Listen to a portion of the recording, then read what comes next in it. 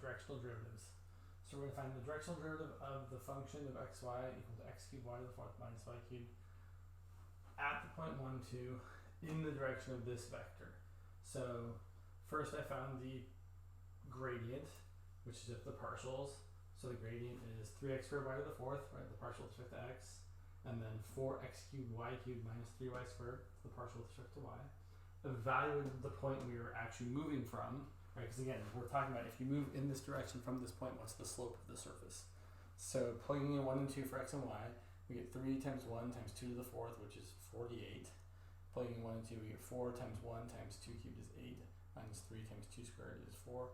So we get 4 times 1 times 8, minus 3 times 4, which is 32, minus 12, which is 20. Okay. So then, to find the gradient, to find the directional derivative,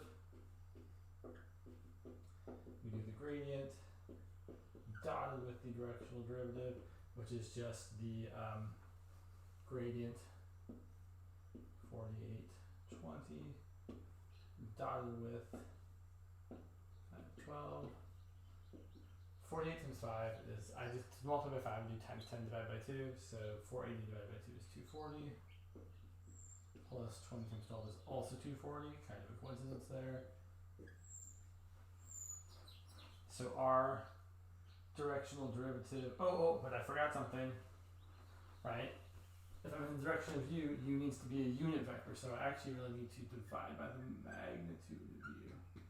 So you need to divide by the square root of 5 squared plus 12 squared. That's the square root of 25 plus 144. That's 169. Square root of 169 is 13. So it should be 480 over 13. Still a big number, but not as big as it would be. So it's a very, very steep slope. So if you're at that point moving in that direction on this surface, you are going up at a very, very steep slope. I just caught my hair in the background. My hair looks super funky in the back. Oh well, that's how it is.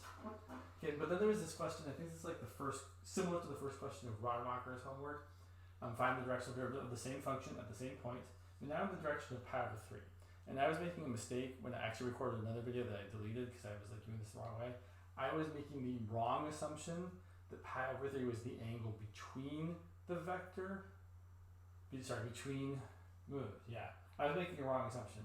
I was trying to calculate the dot product doing this, where the dot product is the gradient, the magnitude of the gradient times the magnitude of the vector times cosine of the angle between them. And the mistake I was making is assuming that pi over 3 is the angle between the gradient direction and the vector u, because it's not.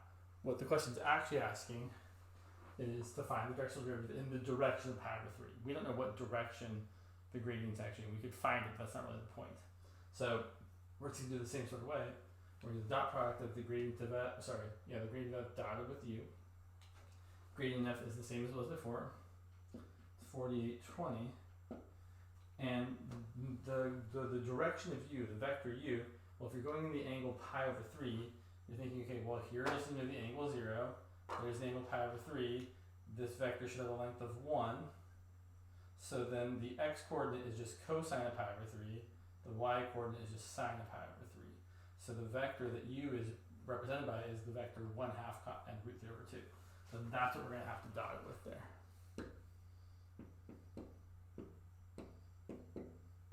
And then when we multiply together, 48 times 1/2 is 24.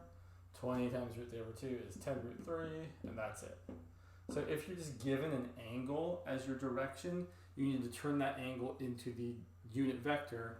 So whatever your angle is, so if we're in the, so key point here, if the direction is just given by some angle theta, then the vector u, that's the unit vector, is just the vector cosine of theta, sine of theta. That'll always work. So that's how you tackle that problem for